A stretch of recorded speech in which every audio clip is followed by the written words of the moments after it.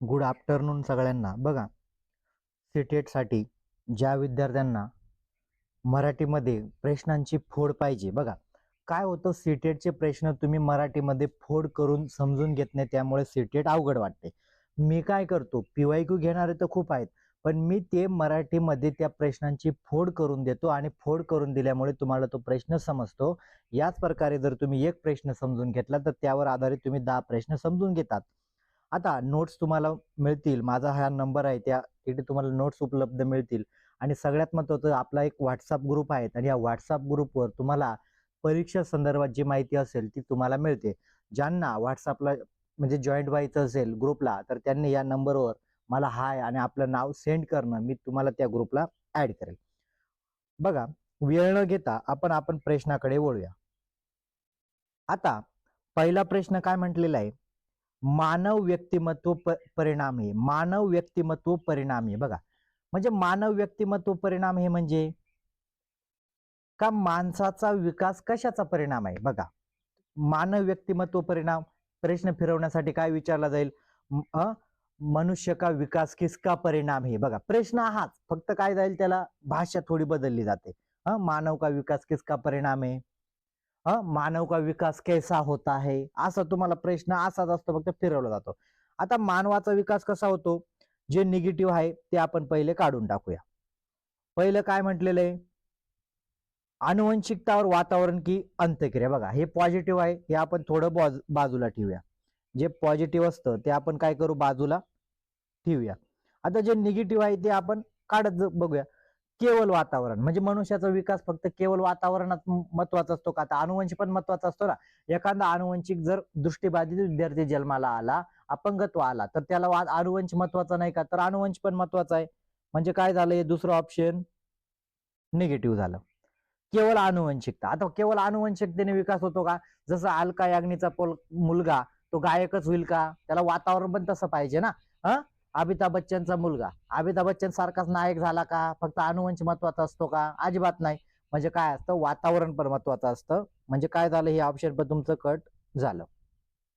तिसरं ऑप्शन काय म्हटलंय, पालन पोषणवर शिक्षा का. पालन पोषण, आता पालन पोषण म्हटलं तर कशामध्ये आलं, वातावरणामध्ये आलं. पालन पोषण आणि शिक्षा कशामध्ये आलं, वातावरणामध्ये आलं. कारण अनुवंशमध्ये तुम्हाला काय प्राप्त होतो, अनुवंशाप्रमाणे तुमचं शरीर असेल, शरीराची उंची, हाईट वगैरे हे तुम्हाला अनुवंशाने प्राप्त होतं. बुद्धी पण अनुवंशाने प्राप्त नाही होत, बुद्धी अनुवंशाने प्राप्त होत नाही. तर बुद्धी काय असते, जेवढी प्रत्येकाला असते, प्रत्येकाला बुद्धी सारखीच मिळते. फक्त काय केलं जातं, ज्याला तसं वातावरण मिळालं तशीच बुद्धी डेव्हलप होईल ना. आणि आता समजा दोन सख्खे जुळवा मुलं आहेत, एकाला तुम्ही शाळेत पाठवलं आणि एकाला तुम्ही शाळेत पाठवलं नाही, हुशारी कुठे दिसेल, जे शाळेमध्ये 4 गोष्टी शिकले त्याच्यामध्ये हुशारी दिसेल. आणि जो शिकला नाही त्याला एखाद्या निर्जन बेटावर टाकलं, तिथे भाषा बोलली जात नाही, काही नाही, तर ते मग बुद्धी सगळ्यांना सारखीच असते, फक्त त्याला वातावरण तसं मिळालं पाहिजे. म्हणजे अनुवंश आणि वातावरण म्हणजे मानवाचा विकास काय असतो, अनुवंश आणि वातावरण यांच्यातील जी आंतरक्रिया होते, इथे मानवाचा विकास होतो. प्रश्न अगदी सोपा होता, समजून घ्या. आणि जे नवीन बघत असतील त्यांनी नक्की बघा. आता जे माझे रेग्युलर विद्यार्थी ते तर लगेच उत्तर देतील, पण मग मी स्पष्टीकरण का देतोय, का काही नवीन बघणारे पण असतील ना, त्यासाठी हे स्पष्टीकरण होतं. त्याच्यानंतर प्रश्न आहे दुसरा, शिक्षण अधिगम प्रक्रिया में व्यक्तिगत रूप से ध्यान देना महत्वपूर्ण है क्योंकि. शिक्षण अधिगम प्रक्रिया में व्यक्तिगत रूप से ध्यान देना महत्वपूर्ण है क्यों. म्हणजे शिक्षण अधिगम प्रक्रियामध्ये तुम्हाला व्यक्तिगत रूप से म्हणजे स्वतः लक्ष घालणं का गरजेचं आहे, का गरजेचं आहे, हे या संदर्भावर तुम्हाला आलेला प्रश्न आहे. जे निगेटिव्ह आहे, सगळ्यात पहिले काय करायचं, तुम्ही पेपर पण सोडत असाल ना, जे निगेटिव्ह काय करायचं, पहिले बाहेर काढायचं. पहिलं काय म्हटलंय, शिक्षक प्रशिक्षण कार्यक्रमों में ऐसा ही बताया गया है. म्हणजे शिक्षण आपले ट्रेनिंग असते ना, तिथे आपल्याला सांगितलंय व्यक्तिगत काय असतं, लक्ष दिलं पाहिजे. त्यामुळे तुम्ही करणार का, त्यामुळे का, कसं आता ट्रेनिंग मध्ये तुम्ही सांगाल, कारण आता बघा काही नवीन शिक्षकांचं ट्रेनिंग चालू होतं, मग तुम्ही असं सांगाल का, नाही सर, मग काय सांगाल, नाही आम्हाला ट्रेनिंग दिली होतं तिथे असा. ट्रेनिंगचा काय संबंध, विद्यार्थी कसे तुम्हाला ट्रेनिंग मध्ये माहित पडणार आहे का, तुमच्या वर्गातले विद्यार्थी अजिबात नाही. म्हणजे पहिलं ऑप्शन काय झालं तुमचं, कट झालं. दुसरं ऑप्शन काय म्हटलंय, इससे प्रत्येक विद्यार्थी को अनुशासित करने के लिए शिक्षक को बेहतर अवसर मिळते. आता अनुशासित म्हणजे त्यांच्यावर नियंत्रण ठेवायचं, विद्यार्थ्यांवर नियंत्रण ठेवायचं. म्हणजे माझा गणिताचा क्लास आहे ना, तर मी गणितच विषय शिकवेल, जर मराठी त्यांनी वाचू नये याच्यासाठी नियंत्रण करण्यासाठी तुम्हाला ट्रेनिंग दिली जाते का?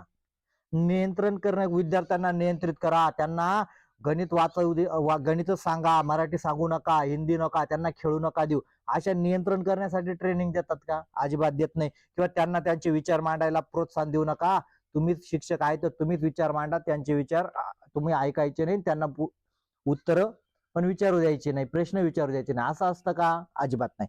म्हणजे काय झालं, दुसरं ऑप्शन पण काय गेलं, या पर्देतून तुमचं बाहेर झालं. आता त्याच्यानंतर चौथा ऑप्शन काय म्हटलेले, जे निगेटिव्ह आहे ते पहिले आधी बाहेर काढतो, म्हणजे पॉझिटिव्ह तुम्हाला मिळतं. शिक्षार्थी हमेशा समूह में बेहतर सीखते.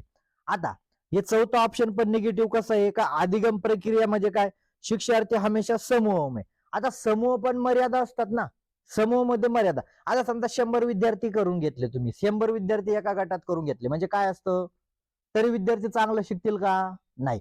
मग शासनाने काय केलं, तुकडी काढली. तुकडी काय करता का, आता एवढे विद्यार्थ्यांना शक्य नाही बाबा, माझं 33 विद्यार्थी करा, तुकडी करा. मग तुकडी काय केली, समूह मध्ये जर आपण जर समजा 200 विद्यार्थी एका वर्गात लहान लहान तिसरीचे पोरं बसवले आणि त्यांना शिकवत बसलो, कोण कोणाचं ऐकेल? 100 पोरं. त्याच्यामुळे काय झालं, प्रत्येक वेळा म्हणजे म्हणजे हे तर तुम्हाला सांगितलं नाही ना, व्यक्तिगत रूप से ध्यान द्या. व्यक्तिगत रूप से ध्यान देण्यासाठी समूह से बेहतर शिकते, याला व्यक्तिगत असतं का? आपण दुसरा अर्थ पण कसा होईल का, समूह बद्दल म्हणजे तुम्हाला काही ठिकाणी समूह में सीखते बेहतर असेल, पण एखाद्या म्हणजे या ऑप्शन काय म्हटलं, व्यक्तिगत रूप से ध्यान देना चाहिए. व्यक्तिगत रूप से, व्यक्तिगत रूप से ध्यान देऊ शकतो का समूह मध्ये? समूह मध्ये शिक्षक व्यक्तिगत रूप से ध्यान देऊ शकतो का? साधारण आपल्याकडे 30 मुलं जरी असले तरी आपण प्रत्येकाकडे वैयक्तिक ध्यान देऊ शकतो का? अजिबात देऊ शकत नाही. म्हणजे काय झालं, हे ऑप्शन पण काय झालं तुमचं, निगेटिव्ह झालं. आता जे ऑप्शन आहे ते तिसरं ऑप्शन काय आहे, ते बेस्ट काय आहे मी तुम्हाला सांगतो. बच्चों की विकास दर भिन्न होती है और भिन्न तरीके से सीखते. म्हणजे शिक्षकाने लक्ष कुठे दिलं पाहिजे, की बच्चों की विकास हा वैयक्तिक आहे ना, वैयक्तिक आहे ना, वैयक्तिक विचार काय केला तुम्ही, इथे सामूहिक विचार केला का? वर प्रश्न काय म्हणतोय, व्यक्तिगत रूप से ध्यान देना चाहिए. काय म्हटलंय, व्यक्तिगत. सामूहिक रूप से ध्यान देना म्हटलं असतं ना, ज्या वेळा प्रश्न म्हटला असता तुम्हाला प्रश्नानुसारच उत्तर द्यावे लागतं. ज्या वेळा सामूहिक रूप से ध्यान देना चाहिए, सामूहिक जर म्हटलं असतं, सामूहिक, तर तुमचं काय आलं असतं, चौथं असतं. पण इथे काय म्हटलं, व्यक्तिगत रूप से. म्हणजे व्यक्तिगत रूप से शिक्षकाने काय देणं पाहिजे, बच्चों की विकास दर में भिन्न होते. विकास दर भिन्न असतो म्हणजे बौद्धिक पातळी जरी सगळ्यांची सारखी असते, म्हणजे त्यांना मेंदू जरी सगळ्यांना सारखा आहे, पण त्यांना समजून घेण्याची क्षमता प्रत्येकाकडे वेगळी असते ना. नाहीतर आपण जर सगळ्यांकडे बुद्धी, आम्ही जर म्हटलं तुम्हाला अणुवंशाप्रमाणे बुद्धी सगळ्यांना मिळते, सारखीच असते. पण काय असतं, तुम्हाला त्या बुद्धीला जेवढं मिळालं तेवढंच ते कॅप्चा करते, बरोबर आहे का नाही? आता सीटेट काय असतं, मी पहिल्या वेळा पास झालो, आता बाकीचे विद्यार्थी असेल ते दुसऱ्या वेळा पास होतील, काही तिसऱ्या वेळा पास होतील, काही चौथ्या वेळा पास होतील. म्हणजे काय असते, वैयक्तिक भिन्नता असते. मग तुम्हाला प्रश्न काय, व्यक्तिगत रूप से ध्यान देना चाहिए. म्हणजे शिक्षकाला ही जी शिक्षण अधिगम प्रक्रिया जी असते ना, त्यामध्ये काय असतं का, विद्यार्थी काय असतात, वेगवेगळे असतात. कोणाला गणिताची आवड असते, कोणाला भूगोलाची असते, कोणाला इतिहासाची असेल, कोणाला गाण्याची असेल, कोणाला खेळायची असेल. मग तुम्ही समजायचं नाही का ह्या विद्यार्थ्याला वाचता येत नाही म्हणजे हा जिंदगीमध्ये काहीच करू शकत नाही. सचिन तेंडुलकरचं उदाहरण डोळ्यासमोर घ्या. 10वी मध्ये नापास झालेला मनुष्य आज क्रिकेटचा बादशाह आहे, देव म्हटलं जातं. मग असं जर त्यावेळेला त्यांचे शिक्षक म्हटले असते का, सचिन तुझं काही खरं नाही, आता 10वी नापास झालेला हा पोरगा काहीच करू शकत नाही. म्हणजे काय राहतं, प्रत्येकामध्ये विकास भिन्न असतो. एखाद्याला खेळामध्ये असेल, आता विराट कोहली 12वी नापास झालेला आहे, गौतम गंभीर 12वी झालेले नापास झालेले मुलं आहेत. मग यांना काय होतं, मग असं जर असतं का विकास सगळ्यांचा सारखा असता तर सगळ्यांनी इंजिनियर झाले असते, सगळे एपीजे अब्दुल कलामच झाले असते. असं नाही होत. काय, प्रत्येक क्षेत्रामध्ये व्यक्तीचा विकास दर हा वेगवेगळा असतो.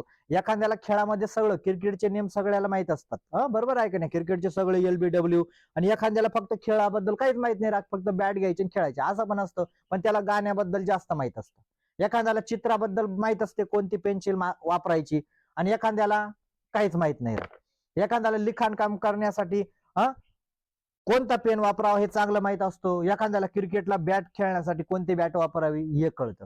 म्हणजे काय असतं, व्यक्तीच्या विकासमध्ये काय असतं, प्रत्येकाची आवड आणि वैयक्तिक भिन्नता असते. म्हणून तुम्ही व्यक्तिगत रूप से लक्ष काय दिलं पाहिजे, का तुम्ही असं सांगितलं नाही पाहिजे नापास झाला म्हणजे विषय, पण तुम्ही शिक्षक आहे तर तुम्ही समजलं पाहिजे या विद्यार्थ्याला जर अभ्यासामध्ये नाही प्रावीण्य मिळू शकत तर खेळामध्ये नक्कीच वर्चस्व गाजवेल. म्हणजे काय काय केलं तुम्ही, व्यक्तिगत भिन्नताचं ध्यान म्हणजे त्याच्यामध्ये लक्ष ठेवलं का विद्यार्थ्यांचं फक्त गणितामध्येच विकास नाही झाला. म्हणजे एखादा विद्यार्थी गणितामध्ये जर असफल असेल तर आपण म्हणून नाही तो पुढे जाऊन मराठी पेशल घेऊन हा पुढे काहीतरी बनू शकतो. या प्रकार म्हणजे व्यक्तिगत रूप से काय लक्ष देणार तुम्ही, का विद्यार्थ्यांची बुद्धिमत्ता सगळ्यांची सेम नसते तर त्याच्यामध्ये भिन्नता आढळते. कोणाला गणित आवडेल, कोणाला संगीत आवडेल, कोणाला वेगवेगळा प्रकार आवडतो. त्याच्यानंतर प्रश्न म्हणजे हे जे मोठे प्रश्न मग तुम्हाला 2 वरून 3 आणि 3 वरून 5 म्हणजे असे काय घेतलेले, जे तुम्हाला प्रश्न अवघड आहेत. सीटेटला मी काय केलंय, तुम्हाला जे तुम्हाला अवघड आहेत आणि जे प्रश्न तुम्हाला फसवतील तेच प्रश्न मी घेणार आहे. सोपे घेऊन काय करू, सोपे घेऊन तर कोणी तुम्ही सोडवणार. सोपे प्रश्न नाही, जे प्रश्न अवघड आलेले त्यांची भाषा करून तुम्हाला थोडी भाषा बदलून तुम्हाला काय केलं, फसवले, तेच प्रश्न मी घेतो आहे. त्याच्यामुळे असं समजू नका मग दुसऱ्यावरून तिसरा आला असं का होतंय. आता जब बच्चा कार्य करते हुए उबने लगता है, उबने लगना, उब म्हणजे गरम नाही हा, उबने म्हणजे थकवा येणे. बघा उबणे म्हणजे, नाही तर मग उबणे म्हणजे मग तुम्ही म्हणाल सर त्याला गरमाई होते का, त्याला गरमाई होते का, गरमाई नाही. जब बच्चा कार्य करते हुए उबने लगता है तो ये इस बात का संकेत है की, म्हणजे मुलं कार्य करताना म्हणजे कार्यक्रम नाही, शिक्षण घेताना एखादं शिक्षणासंदर्भात काही काम करताना उबने लागताय, उबने म्हणजे त्याला थकवा जाणवलेला आहे, तो कंटाळलेला आहे. तो कंटाळलेला आहे तर तो काय संकेत देईल, कशामुळे त्याला कंटाळा येतो हे तुम्हाला सांगायचं आहे. आता पहिलं काय म्हटलेलं आहे, बच्चा बुद्धिमान नाहीये, म्हणजे बुद्धिमान नाही म्हणून त्याला थकवा आला का, म्हणजे बघा किती निगेटिव्ह आहे. जास्त विचार करायचा नाही निगेटिव्ह वर, एवढा विचार पेपरामध्ये करायला वेळ नाही हा. इथे मी तुम्हाला म्हणजे इथे वेळ देतोय, पेपरामध्ये नका घेऊ एवढा, नाही तर तिथे पण एवढा वेळ केला तर तुमचे 50 मार्क सोडवायचे. बच्चा बुद्धिमान नाही, बुद्धिमान बुद्धिमान असा आहे का, बुद्धिमान नसला तर थकवा येत नाही असं नसतं.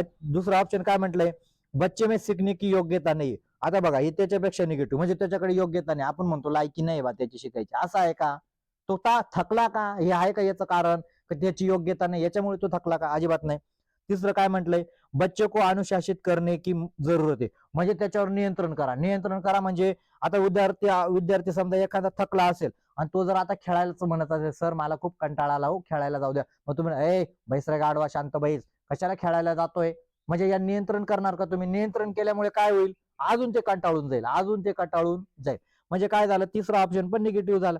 मग तुम्हाला सांगितलं ज्या ठिकाणी 3 ऑप्शन निगेटिव्ह उरलं ते कोणतं तुमचं उत्तर असतं. आता इथे काय म्हटलेलं बघा, इथे काय म्हटलंय, संभवत कार्य यांत्रिक रूप से बार बार दोहरा जा रहा है, म्हणजे काय म्हटलेलं आहे, का जे कार्य होत आहे, कोणतं कार्य होत आहे, का तुम्ही तो कटाळा कशामुळे आहे, तो कटाळा याच्यामुळे आहे की संभवत कार्य, संभवत म्हणजे जे तुम्ही शिकवताय ना ते काय कार्य वारंवार होत आहे. वारंवार म्हणजे विद्यार्थी केव्हा कटाळतो आता तुम्हाला सांगायची गरज नाही.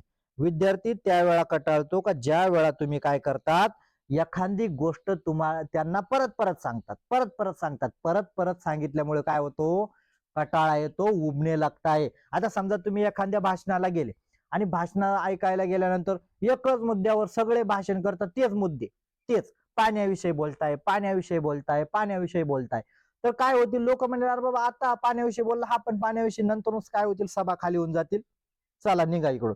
मग एखादा दुसऱ्या विषयावर बोलत असेल तर काहीतरी ऐकायला सांगतील. म्हणजे विद्यार्थ्याला काय होतंय, कंटाळा काय येतोय का संभवत कार्य यांत्रिक रूप से, यांत्रिक रूप म्हणजे ज्या प्रकारे एखादं मशीन असतं, मशीनाला तुम्ही चालू करून दिले तर जसं त्याचा आवाज असतो ते चालूच असतं. म्हणजे काय, ज्या प्रकारे तुम्ही शिकवताय तर यांत्रिक रूप से शिकवताय का चालूच आहे बा, त्याच्यामध्ये खंडच नाही, वारंवार चालू आहे. असं करणार का तुम्ही शिक्षक म्हणून, तुम्ही त्यांना थोडा अवकाश दिला पाहिजे, त्यांना समजलं का नाही का फक्त पाठ घ्यायचा आणि वाचत राहायचं, असं चालणार आहे का, अजिबात चालणार नाही. म्हणजे यांत्रिकपणे जर कार्य करत असाल तर त्याच्यामुळे ते उबणे लागताय. कशामुळे तुबतो, एखादे कार्य करत असताना तुम्ही यांत्रिक रूप से त्यांना बार बार बार बार तेच शिकवत राहिले, तेच शिकवत राहिले. आता समजा बारंबार परीक्षा लिहिणार, आता काही ना वाटते बारंबार परीक्षा लिहिणं चांगलं असतं का, घडी घडी परीक्षा घ्यायची का, परीक्षा लिखाण काम करायला लावायचं, हा झाला हा पाठ कर, घे रे परीक्षा, घे रे लिखाण काम, असं पण नाही.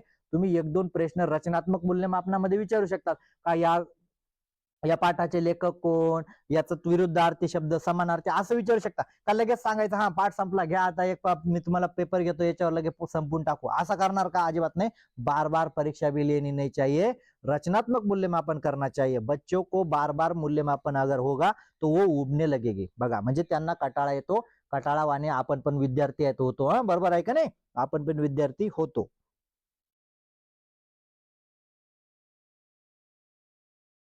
हे डबल झालेलं आहे बघा हा प्रश्न. त्याच्यानंतर प्रश्न आहे 8. बघा, मी तुम्हाला प्रश्न एवढा बारीक समजून देतो ना, तर हा प्रश्न एकदा समजून घेतल्यावर परत गरजच नाही तुम्हाला, कारण एकानुसार तुम्हाला किती प्रश्न फिरू द्या. तुम्ही जे शादा बाले सर आहेत ना, त्यांचे बघा, त्यांचे माझे झाल्यानंतर त्यांचे म्हणजे एखादा काय होतं, एका मॅडमांचा का सर त्यांचे आम्हाला काही समजत नाही बा, काही प्रश्न त्यांना का समजत नाही का, ते मोठे प्रश्न असतात. मग तुम्ही इथे समजून घेतलेले म्हणून तुम्ही इथे समजून घ्या, त्यांचे आपोआप समजतील. तुम्ही मला नंतरून सांगाल का नाही सर तुम्ही सांगितल्यामुळे आम्हाला नक्की फायदा झालेला आहे. जे रेग्युलर करतात त्यांना नक्कीच फायदा आहे, कारण प्रश्न काय असते, ते जे मोठे चॅनल असतात तेवढं बारीक समजून देत नाही, प्रश्न एवढा बारीक फोडून देत नाही, आणि जरी फोडून दिला तर तो हिंदी भाषेमध्ये बारीक सांगतात, त्याच्यामुळे ते आपल्याला कळत नाही. आता उबने लगताय काय त्यांनी सांगितलं तर उबने म्हणजे थकवा येणे, कंटाळा येणे असं सांगितलं असतं का? अजिबात नसतं. म्हणून मी तुम्हाला प्रश्न बारीक फोडतो. आता 8वा प्रश्न काय म्हटलंय, एक शिक्षिका अपने विद्यार्थियों की विभिन्न अधिगम शैलियों को संतुष्ट करने करने के लिए वैविध्यपूर्ण कार्य को उपयोग करती है व डॅश डॅश से प्रभावित आहे. बघा, म्हणजे हा म्हणजे सिद्धांत आहे, बरोबर आहे का नाही? म्हणजे ती शिक्षिका काय आहे, शिक्षिका काय करते का, विविधता विविधता विभिन्नता म्हणजे काय असते, काय ती शिक्षिका काय म्हणते का, विद्यार्थी काय असतात, वेगवेगळ्या बुद्धीचे असतात. विभिन्न शैली म्हणजे काय करते, वापर करते. शैली म्हणजे वेगवेगळ्या पद्धती वापर करते. हा, विद्यार्थ्यांची विविधताची जाणीव करते. तर ती शिक्षिका कशाने प्रभावित आहे, कोणत्या कोणत्या सिद्धांताने प्रभावित आहे? आता मला सांगा, ती शिक्षिका कोलबर्गच्या सिद्धांताने प्रभावित आहे का, नैतिक विकासाच्या सिद्धांताबद्दल प्रभावित आहे? त्याचा काही उपयोग आहे का? विविध नैतिकतेच्या सिद्धांताबद्दल काही सांगितलं होतं का? विविधतेला महत्व द्या ना, असं द्या, असं कोलबर्ग म्हटलेलं आहे का? अजिबात नाही. पियाजे बघा, पियाजे के संज्ञानात्मक विकास का सिद्धांत. आता पियाजेने काय म्हटलंय का विविधते संदर्भात, तुम्हाला लगेच पियाजे आठवला पाहिजे. काय म्हटलंय का पियाजे, विविधतांना मुलांची बुद्धी अशी असते, मग वेगळी बुद्धी असते, त्यांना वेगळं काय करावं, असं काय पियाजे म्हणतोय का? अजिबात म्हणत नाही. कटलं. वायगोस्की, आता ले वायगोस्कीने सामाजिक सांस्कृतिक सिद्धांत मध्ये काय समाज वगैरे याला महत्व दिलं, पण असं सांगितलं का प्रत्येकाची बुद्धी वेगळी असते, त्यासाठी वेगळं अध्यापन करावं, असं करावं, अशी शैली असं म्हणतोय का? अजिबात म्हणत नाही. पण हार्वर्ड गार्डनर बघा, म्हणजे ती शिक्षिका कशाने प्रभावित आहे, हार्वर्ड गार्डनरच्या सिद्धांताने. का? हार्वर्ड गार्डनरने काय सांगितलं होतं, 8 प्रकारची बुद्धी दिली होती, आणि त्यांनी सांगितलं होतं का प्रत्येकामध्ये वेगवेगळे आयाम असतात, वेगवेगळ्या आयामामध्ये अलग अलग योग्यता होती है, बच्चों के अलग अलग आयामों में अलग अलग योग्यता होती है. म्हणजे प्रत्येक क्षेत्रात मुलांची बुद्धी ही वेगळी वेगळी असते. म्हणून शिक्षिका कोणत्या सिद्धांताने प्रभावित झालेली आहे, हार्वर्ड गार्डनरच्या सिद्धांताने. मग आता तुम्ही बी प्रभावित कशाचे व्हायचे, हार्वर्ड गार्डनरचा सिद्धांत. म्हणजे ज्या वेळा व्यक्ती भिन्नतेचा तुम्ही विचार कराल का नाही बाबा सगळेच काही सायंटिस्ट नाही होणार, तर काही खेळाडू पण होतील, मग तुम्ही कोणाचा सिद्धांताने प्रभावित झाला, हार्वर्ड गार्डनरच्या सिद्धांताने तुम्ही काय झाला, प्रभावित झाला. म्हणजे शिक्षिका कशाने प्रभावित होती, हार्वर्ड गार्डनरचा बहुबुद्धी सिद्धांत. बहु म्हणजे गोपी बहु, राशी बहु नाही, बहु म्हणजे अनेक बुद्धी, अनेक बुद्धींचा सिद्धांत याने प्रभावित झालेली आहे किंवा प्रभावित है. प्रश्न फोडून बघा किती बारी समजवला. त्याच्यानंतर जेंडर रूढीवाद. बघा, तुम्हाला सांगितलं होतं का जेंडर रूढीवाद हा असं म्हणजे पॉइंट आहे का, हा तुम्हाला प्रत्येक परीक्षेमध्ये घेऊनच येणार. आता जेंडर रूढीवादाबद्दल आलेला हा प्रश्न आहे. जे निगेटिव्ह आहे ते निगेटिव्ह काढून घेऊया, म्हणजे मग पॉझिटिव्हचा विचार करणं आपल्याला. आता बघा, कक्षा में जेंडर रूढ़िवाद से बचने के लिए शिक्षक को, म्हणजे कक्षा में जेंडर रूढ़िवाद बचने के लिए म्हणजे आपल्या वर्गामध्ये ती मुलीने हेच काम करावं किंवा मुलाने हेच काम करावं, या असं नियम म्हणजे याच्यापासून वाचण्यासाठी शिक्षकाने काय केलं पाहिजे. चौथा ऑप्शन म्हणजे जे निगेटिव्ह आहे ते काढून टाकतो आपण. पहिले काय, लड़कों को जोखिम उठाने और निर्भीक बनने के लिए प्रोत्साहित करना. म्हणजे लड़कों को जोखिम उठाने के लिए प्रोत्साहन करना, और लड़कियों को क्या करना, रोने के लिए प्रोत्साहित करणार का? म्हणजे मुलांना तुम्ही काय सांगितलं, तुम्ही जोखीम उठवा, तुम्ही चांगले हिमतीचे काम करा. पण इथे मुली आलेल्या आहेत का? जर इथे आलं असतं का लडको लडकियों को जोखीम उठाने के लिए प्रोत्साहित करणार, मग हा पॉझिटिव्ह असता, पॉझिटिव्ह असतं ना, कारण जेंडर रूढीवादला मानलं नसतं. पण इथे काय म्हणते, फक्त मुलांनाच काय करायचं, त्यांना जोखीम उठवण्यासाठी प्रोत्साहन करायचं. म्हणजे जेंडर रूढीवाद झाला. रूढीवाद म्हणजे मुलं प्रबळ असतात, बलशाली असतात, त्यांना जोखीमचे काम द्यायचे, मुलींना घरकाम द्यायचं. म्हणजे काय झालं, हे चौथं ऑप्शन काय निगेटिव्ह आहे. म्हणजे काय होतं, हा जेंडर रूढीवाद कमी करतो का उलट वाढवतोय? कट झालं. तिसरा ऑप्शन काय म्हटलंय बघा, कुस्ती में भाग लेने के लिए लड़कियों को निरुत्साहित करना. निरुत्साहित करना आहे, प्रोत्साहित नाही. बघा नीट बारीक प्रश्न वाचायचा, नाही तर काहींना ते प्रोत्साहन वाटत. प्रोत्साहित करणार काय म्हटलंय, कुस्ती में भाग लेने के लिए लड़कियों को निरुत्साहित करा. निरुत्साहित करण्याचं म्हणजे त्यांच्यावर रागवायचं. हे तू पोरीची जाते, कशी कुस्ती खेळते ग तू, कशी कुस्ती खेळते, तुला काही वाटत नाही का हा कुस्ती खेळायला? ते पोरांचे खेळ असतात.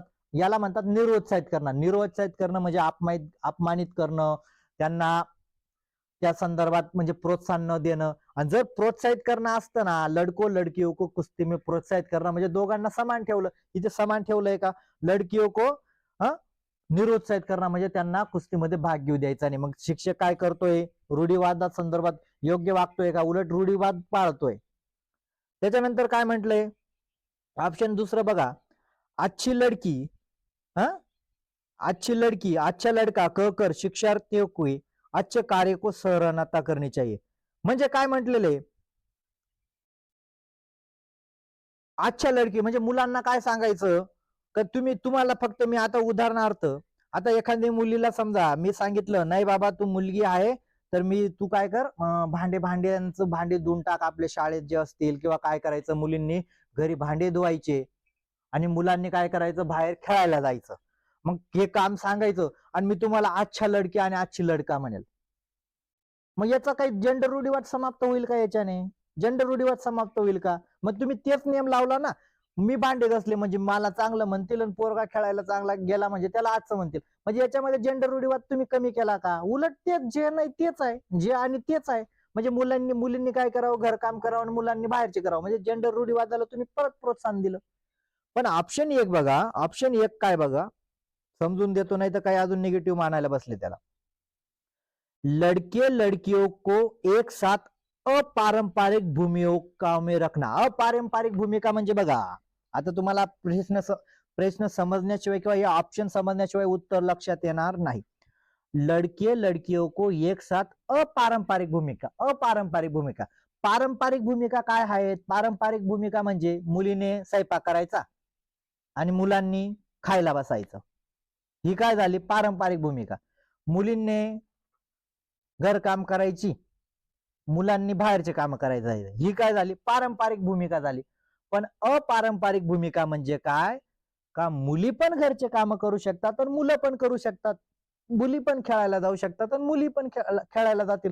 म्हणजे काय झाली, शिक्षकाने काय केलं पाहिजे, जे पारंपरिक म्हणजे जी तुमची परंपरा लावून दिली ना, त्या परंपरा संदर्भात नाही वागायचं, तर विद्यार्थ्यांना काय करायचं, जे जेंडर रूढीवाद तयार झालेला आहे का मुलींनी हेच काम करायला, हा पारंपरिक आहे. काय आहे? पारंपरिक. मग शिक्षकाने अपारंपरिक वागलं पाहिजे ना. अपारंपरिक अपारंपरिक वागेल म्हणजे ते मागचं उकरून काढेल का?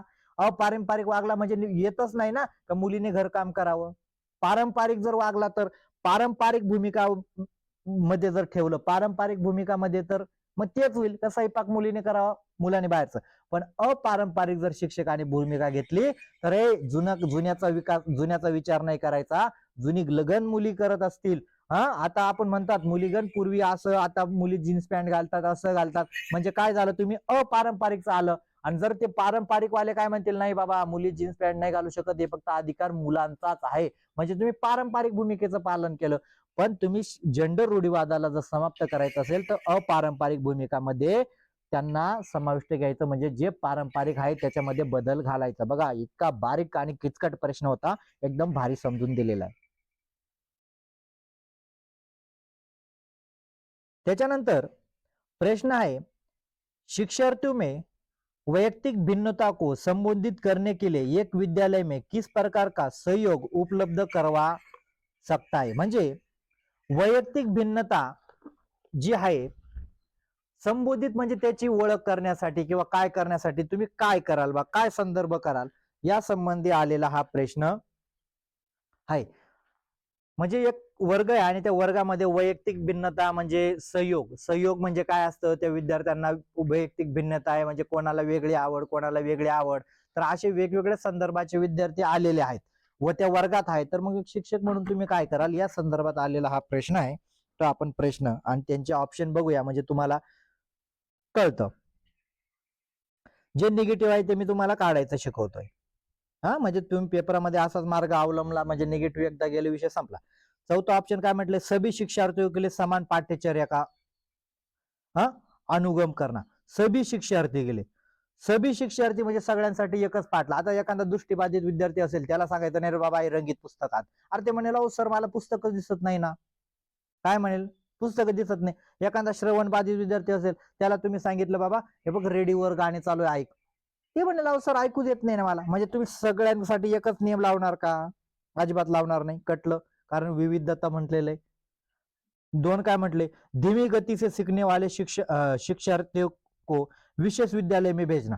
म्हणजे ज्या विद्यार्थ्यांना आता उदाहरणार्थ आपल्या वर्गात समजा 30 विद्यार्थी आहेत आणि 5 विद्यार्थी गणितामध्ये खूप कमी आहेत, का त्यांना एखादा टॉपिक शिकवल्यावर लगेच समजत नाही, लसावी मसावी असेल, डेसिमल फॅक्टर असेल, जे पण असेल, हा त्याला लवकर म्हणजे लवकर समजत नसेल किंवा त्यांना थोडा वेळ द्यावा लागत असेल, मग अशा हळू गतीत धीमी गतीचे म्हणजे मग ते काय मट्टा आहेत का, फक्त त्यांना ते लवकर लक्षात येत नाही. मग तुम्ही काय सांगायचं नाही बाबा आता तुम्ही काय करा 5 जण वेगळी शाळा बघा आणि त्या शाळेत तुम्ही ऍडमिशन घ्या, असं करणार का तुम्ही? वैयक्तिक भिन्नता आहे. अरे 25 मुलांची बुद्धी गणितामध्ये चांगली पण त्या 5 जणांची नाहीये ना, मग त्यांना थोडं वेळ द्यावा लागेल. पण तुम्ही काय सांगायचं, एक काम करा तुमच्या वडिलांना फोन लावा, बोलून घ्या, दाखले घेऊन जा, दुसऱ्या शाळेत जा, असं सांगणार का? अजिबात नाही.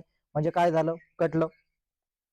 तीसरा ऑप्शन काय म्हटलंय, शिक्षार्थियों को वैयक्तिक भिन्नता को समाप्त करने के लिए हर संभव उपाय करना. म्हणजे म्हणजे शिक्षार्थी में जो वैयक्तिक भिन्नता संपून टाकायची म्हणजे एखादा म्हणतात सर मला गणित नाही समजत हो, मला मराठी नाही समजत. एखादा आता तुमच्याकडे समजा एखादा हिंदी भाषिक विद्यार्थी सगळी मराठी आहे, मग तो काय म्हणत असेल तर सर मला मराठी भाषा नाही, तुम्ही हिंदीमध्ये सांगा ना. मग तुम्ही काय म्हणायचं, नाही अशी वैयक्तिक भिन्नता आपण संपून टाकू, आजपासून वर्गामध्ये फक्त मराठीच लागू होईल, हिंदीचा वापर केला नाही. याने चांगलं होईल का?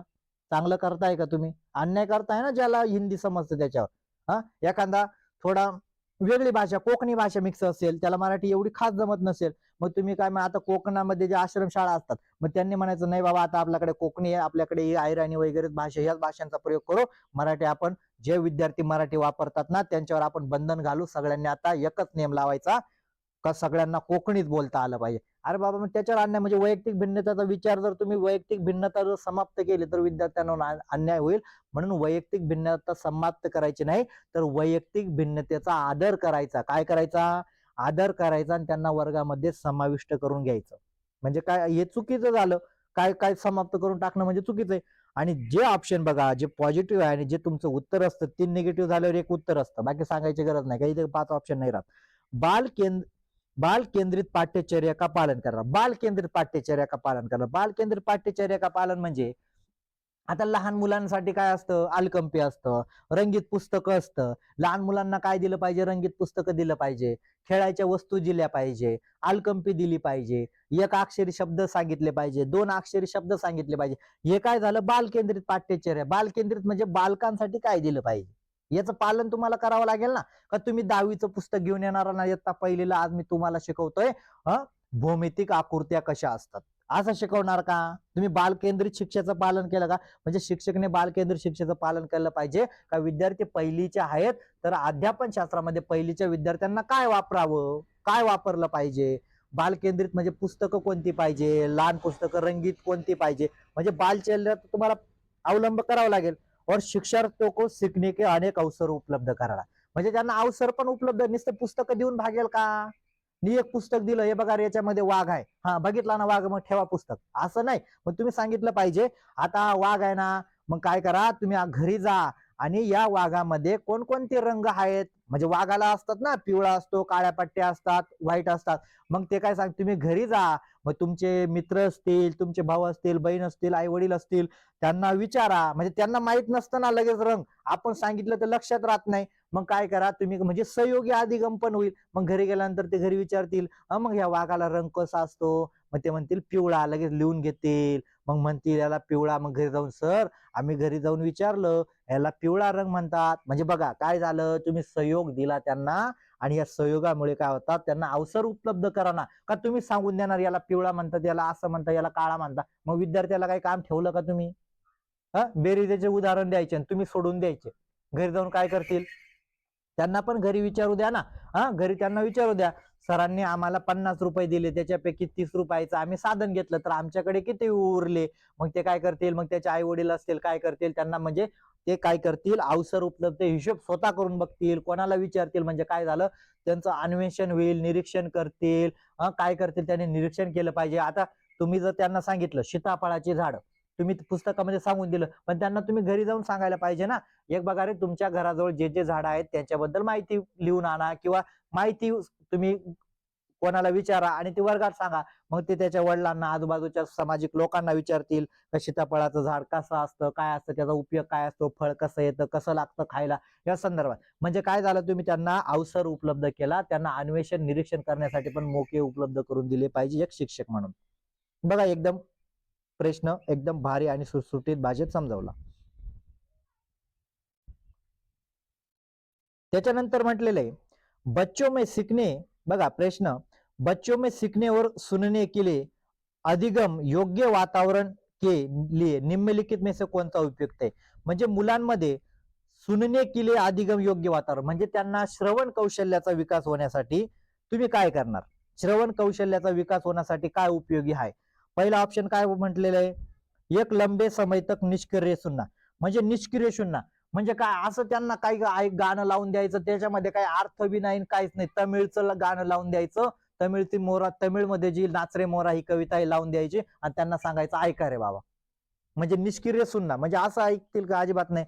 निरंतर गृहकार्य देणार, निरंतर गृहकार्य देणार म्हणजे त्या विद्यार्थ्यांना तुम्ही काय सांगणार, आता फक्त अभ्यासच करत बसा, दिवसभर तेच चालू, पुस्तक उघड लिहू, पुस्तक उघड लिहू, असं देणार का निरंतर? अजिबात नाही.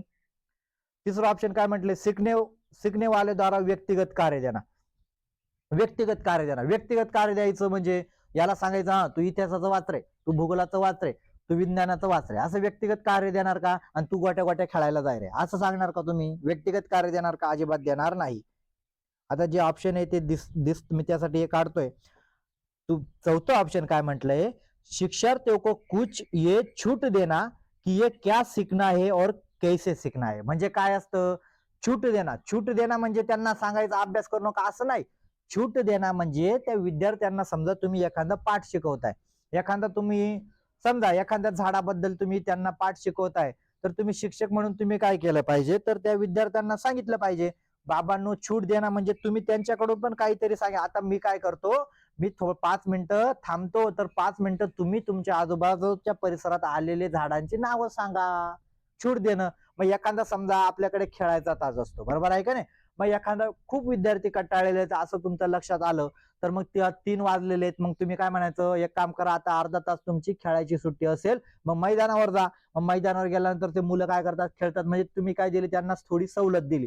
त्या सवलत मध्ये त्यांचा माइंड फ्रेश होतो, कोणी बॅट बॉल खेळतं, इकडे तिकडे बसतं, गप्पा मारतं, पळतं, काहीतरी करतं, आणि त्याच्यानंतर अर्ध्या तासात शिट्टी मारली किंवा बेल दिली, ते वर्गात आले. म्हणजे काय दिली, त्याच्यानंतर तुम्हाला आता आपल्याला काय शिकायचंय, तर आज आपल्याला गणित शिकायचं, म्हणजे त्यांचा माइंड फ्रेश करण्यासाठी तुम्ही त्यांना सूट पण देऊ शकतात. आणि सूट दिली का द्यायची, तर त्यांना काय करायचं, एकाच टॉपिकवर बांधून नाही ठेवायचं, त्यांनी वेगवेगळ्या प्रकारे काय केलं पाहिजे, विचार हा केलेला पाहिजे. म्हणून काय, एक शिक्षक म्हणून तुम्हाला त्यांना सूट द्यायची.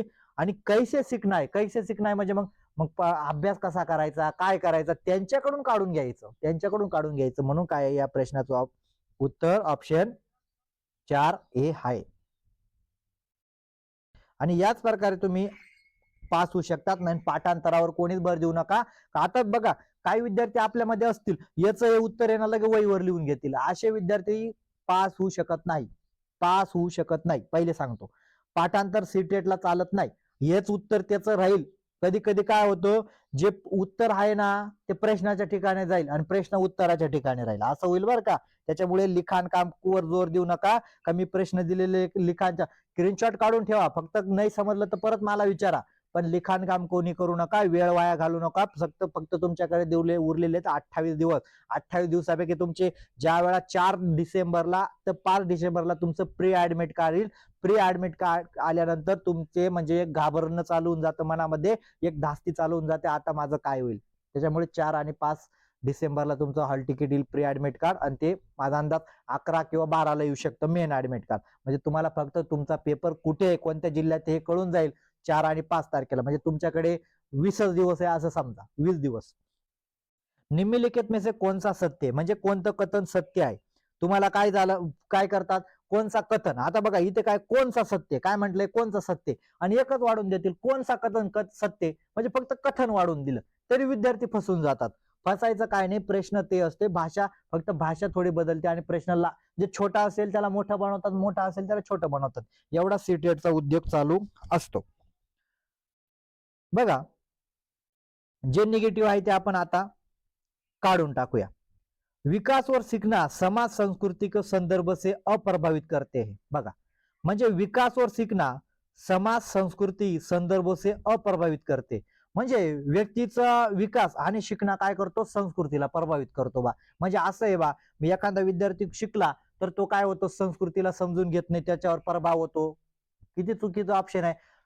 तुमचा विकास आणि जे शिक्षण असतं ते संस्कृतीला प्रभावित करतं, पण अप्रभावित करतं का, अप्रभावित करतं का कधी, म्हणजे त्याचा विपरीत परिणाम होईल का शिकण्याचा, प्रभावित परिणाम असतं. हे बघा अ लावल्यामुळे बघा प्रश्न बारीक वाचत चला. अप्रभावित लावल्यामुळे अप्रभावित रते म्हणजे काय करतात, अप्रभावित असतो, म्हणजे समाजाचा संस्कृतीचा आणि शिकायचा काहीच वाटा नाही, असं आहे का. काय असतो, एकमेकाला प्रभावित करता, म्हणजे पहिला ऑप्शन काय आहे, निगेटिव्ह आहे. जर प्रभावित असतं तर तुमचं उत्तर असतं अप्रभावित म्हटलेलं आहे, अप्रभावित. 2 ऑप्शन काय म्हटलंय, शिक्षार्थी को एक निश्चित तरीके से सीखते, म्हणजे तेच झालं, शिक्षार्थी निश्चित तरीकेचं म्हणजे सगळ्यांना एकच नियम आहे, असं निश्चित तरीके शिकतं का, अजिबात नाही. सत्य आहे का, अजिबात सत्य नाही. त्याच्यानंतर निगेटिव्ह जे आहे ते काढून टाकूया. काय तिसरा ऑप्शन काय म्हटलंय, खेळणा संज्ञानात्मक सामाजिक दक्षता के लिए सार्थक आहे. खेळणा म्हणजे खेळणा संज्ञानात्मक और सामाजिक दक्षता.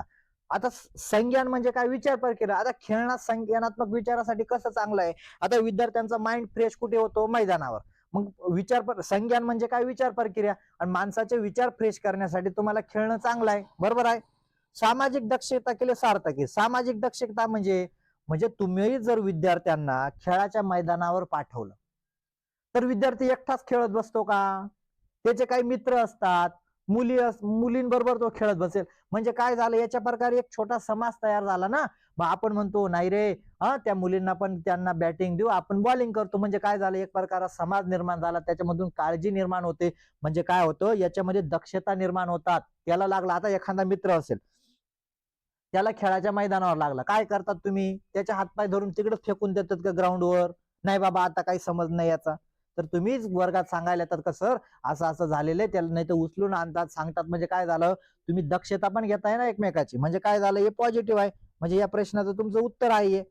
त्याच्यानंतर काय म्हटलंय, शिक्षक द्वारा प्रश्न पूछना संज्ञानात्मक विकास में बाधक आहे, म्हणजे शिक्षकाकडून जे प्रश्न विचारले जातात ना ते संज्ञानात्मक विकासाला बाधक आहे. बाधक आहेत का प्रश्न विचारणं, उत्तर चांगलं आहे ना, विचार प्रक्रिया वाढवतील. बाधक कसे आहेत, आता मी तुम्हाला एखादा प्रश्न विचारला, भारताची राजधानी कोणती आहे, हा तुमचा संज्ञानात्मक आणि विचार प्रक्रियेला काहीतरी, भारतात प्रदूषणाची कारण काय आहेत, मग तुम्ही मला सांगाल, मग वेगवेगळे विचार करून जा, सर पेट्रोलचा वापर, असा वापर, प्लास्टिकचा वापर, वृक्षतोड, हे तुम्ही सांगणार.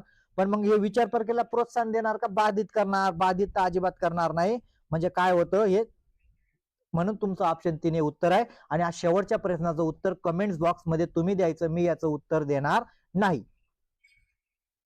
तुम्ही याचं उत्तर द्यायचं नाही, मला उत्तर, माझा अंदाज हा प्रश्न अवघड आहे, त्याच्यामुळे उत्तर मला द्यावं लागतं, कारण प्रश्न मोठा आहे. मला वाटलं एखादा छोटा प्रश्न असेल तुम्हाला सांगू, पण प्रश्न अवघड आहे, तुम्हाला स्पष्टीकरण द्यावंच लागेल.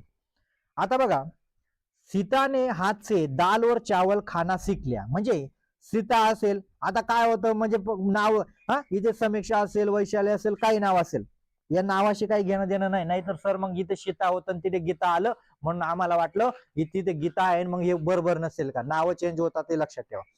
सीता ने हाथ से दाल और चावल खाना सीख लिया है. जब उसे दाल और चावल दिए जाते हैं तो वो दाल चावल मिलाकर खाने लगती है. उसने चीजों को करने के लिए अपने स्कीमा में दाल और चावल को खाने को डॅश डॅश कर लिया है.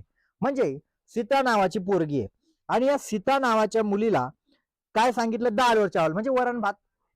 वरण भात म्हणजे दाल और चावल खायसाठी काय केलं, तिला सांगितलं म्हणजे दाल और चावल दिए जाते म्हणजे तिला पहिले दिलं, तर तिने काय घेतलं, दाल आणि चावल कैसे खाते म्हणजे कसं खातात बा, हे काय केलं, तिच्या स्कीमामध्ये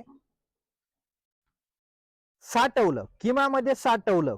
काय केलं, किमामध्ये दाल और चावल मिलाकर खाने लगते है. उसने चीजों करने के लिए अपने स्कीमा में डाल, म्हणजे कसं करतात, कसं करतात दाल आणि चावल कसे खातात, कसे खातात म्हणजे आता बघा, आता तुम्हाला हे फोड करून सांगतो, याच्यामध्ये काही समायोजन आहे का, समायोजन आता बघा, आता समायोजित करणं, आता समायोजित जर राहिलं असतं ना, तुम्हाला सांगतो म्हणजे काहींचं समायोजित वर डोकं असेल, समायोजित जर करणं असतं ना, तर समायोजित मध्ये काय असतं का, सीता नावाच्या मुलीला डाळ आणि चावल खायला लावले आणि त्याच्यानंतर आता तिला दुसरा एखादा पदार्थ खाण्यासाठी काय केला, तिने थोडा बदल केला. बदल जर करत असती तर काय केलं असतं, समायोजन केलं असतं. अंगीकरण, समुचिता हे तर काहीच येत नाही, हे तर डायरेक्ट पडद्याच्या बाहेर आहेत, त्याच्यामुळे याचा विचार करायचा नाही. पण समायोजन आणि अनुकूलन मध्ये तुमची फाईट असते. तर समायोजन केव्हा असतं का, सीता नावाच्या मुलगी आता म्हणजे दाल और चावल खाते, तो उसने पोहा खाने की तरीके में थोडा बदल किया. ज्या वेळा बदल केला जातो त्याला काय म्हटलं जातं, समायोजन. समायोजन म्हणजे आता तुम्ही सायकल चालवताय, सायकल चालवल्यानंतर बाईक चालवायला लागले तर बदल करणार ना, हा का सायकलचे ब्रेक, गाडीचे ब्रेक कुठे असतात हे सगळं माहित पाहिजे का, डायरेक्ट बसायचं, डायरेक्ट डायरेक्ट अनुकूलित होईल का, अनुकूलित होईल का म्हणजे जसं तसं वापरणार का तुम्ही, हा सायकलीला पायंडेल असतात, गाडीचे पायंडेल मारत बसणार का, अजिबात नाही. त्यासाठी तुम्हाला समायोजन करावं लागेल.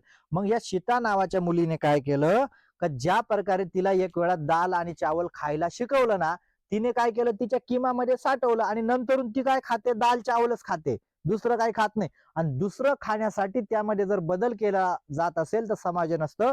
पण या ठिकाणी काय करते, ती दाल चावलच खात आहे म्हणजे काय करतं, जे तिला सांगितलं होतं ना तेच ती खात आहे. आणि कोणत्या पद्धतीने खात आहे, ज्या पद्धतीने ती पहिले खात होती, पहिले ज्या पद्धतीने खात होती त्याच पद्धतीने खाते, म्हणजे इथे बदल झाला का, बदल झाला नाही म्हणजे समायोजन येत नाही.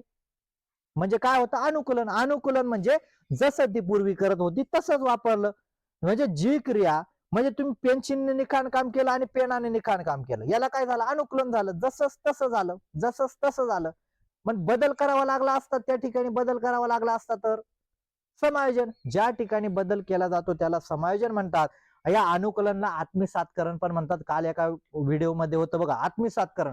अनुकलनला आत्मसातकरण म्हणतात, समावेश पण म्हणतात, अनुकूलन पण म्हणतात, आत्मसातकरण म्हणतात आणि समावेश म्हणतात. बघा हे चांगल्या प्रकारे तुम्हाला एक प्रश्न बघा, ज्यांना स्कोर, आता तुम्ही काय करायचं, माझा चॅनल बघितल्यानंतर तुमचा स्कोर किती बरोबर आला कळू दे ना, तुमच्या चुका मला कळालं तर, आता समजा किती तुमच्या चुका आहेत तर मला काही एखादा प्रश्न तुमचा चुकला असेल ते मला ग्रुपवर टाका का, नाही सर हा चुकला बरं का आमचा, म्हणजे माझं उत्तर देण्याच्या आधी तुम्ही लागण्याचं तो स्टॉप करा ना, व्हिडिओ स्टॉप करून घ्यायचा, काय करायचं व्हिडिओ स्टॉप करायचा आणि पहिले तुमचं उत्तर देऊन घ्यायचं, मग माझं स्पष्टीकरण बघायचं. म्हणजे याच्याने काय होतं, तुमच्या चुका पण लक्षात येतात आणि तुम्हाला समजून पण जातं. या प्रकारे हा व्हिडिओ होता, सगळ्यांनी हा बघा आणि आपल्या ग्रुपला अजून काही जॉईन झाले नसतील तर आपला नंबर आहे त्याच्यावर तुम्ही जॉईन व्हा.